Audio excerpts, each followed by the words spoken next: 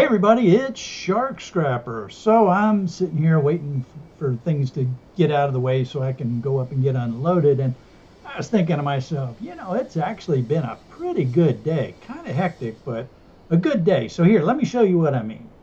Yeah, so I found a homeowner who replaced this himself, which I thought was interesting. But anyway, he needed to get rid of this.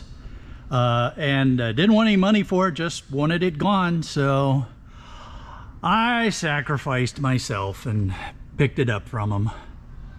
Well, I really owe this guy a huge thank you, because I didn't realize at the time that he had pretty much done most of what needed to be done. It was an empty shell with all the copper piping just thrown in there, and the tent, or the A-frame. So saved me a lot of time.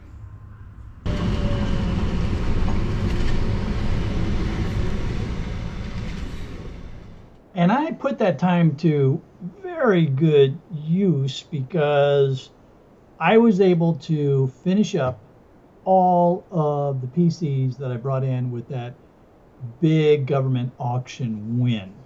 So here, let me show you. Well, I know it's hard to believe, but that empty pallet is the last of the 400 Optiplexes that came in from that big government auction that I won. Holy cow. That is so much of a relief to have that done, because everything else has been stacking up. Literally stacking up. So there's still plenty to do, but it's so nice to make progress.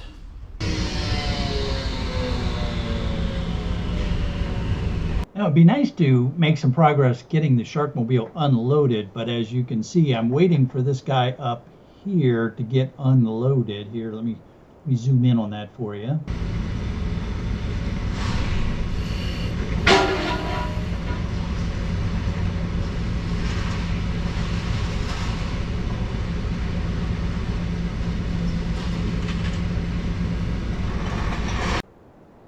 I've seen, these guys do some really great stuff with these claw cranes. Very careful, but I would not be standing around there unloading the back of the truck without a hard hat on while the claw train is working around, because that's just like, how many safety violations do we have going at one point here? And it's also really fragrant, as any of you who have done what this guy is doing, cutting tires off of rims, knows. It stinks. I mean, just stinks. So I don't envy that poor guy. It looks like he's been cutting a lot of tires.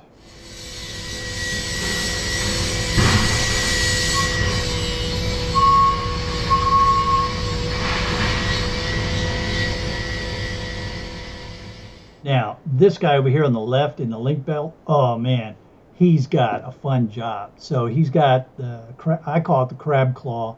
It's the cutter. I mean, he's just shoving that thing into long chunks of metal and just chopping it up, just like that crusher claw on a lobster. How much fun that must be. And for those of you not familiar, I'm talking about these Maine type lobsters, the ones with the claws. Not those spiny lobster things. I'm talking real lobsters here.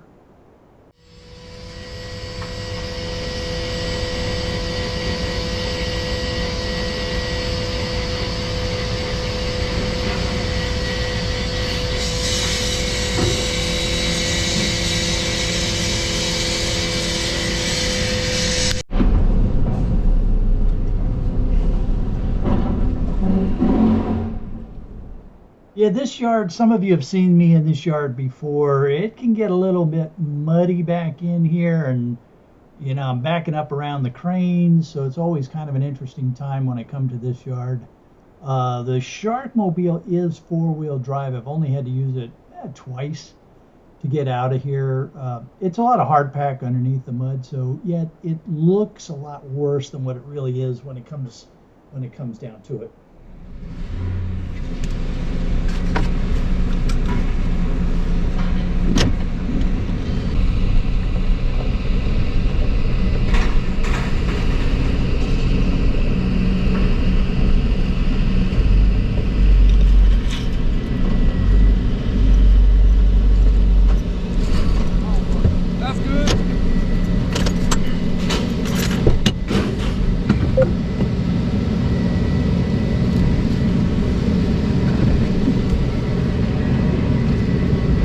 So I'm going to save you the me tossing computers out of the back of the Sharkmobile. That's kind of boring. It's just me throwing stuff out the back of the Sharkmobile. So we're done the unload, so we're going to go up and reweigh and get paid.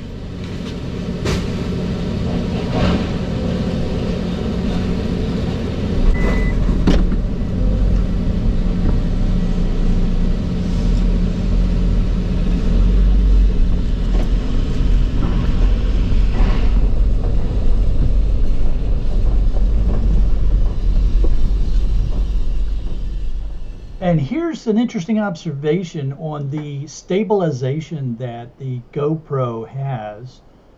So my GoPro is sitting on the dash of the Sharkmobile. You can see the Sharkmobile bouncing, left and right, bouncing through the holes and things like that. But if you look the horizon, the image, the tree line, and the stuff out in front of the vehicle is really stable. That's the stabilization that's built into the GoPro, which is one of the things that makes it really cool. And you don't always get a good appreciation for that in my usual videos. But boy, you can really see right there. Look at that. You can really see how that stabilization works with these GoPro cameras.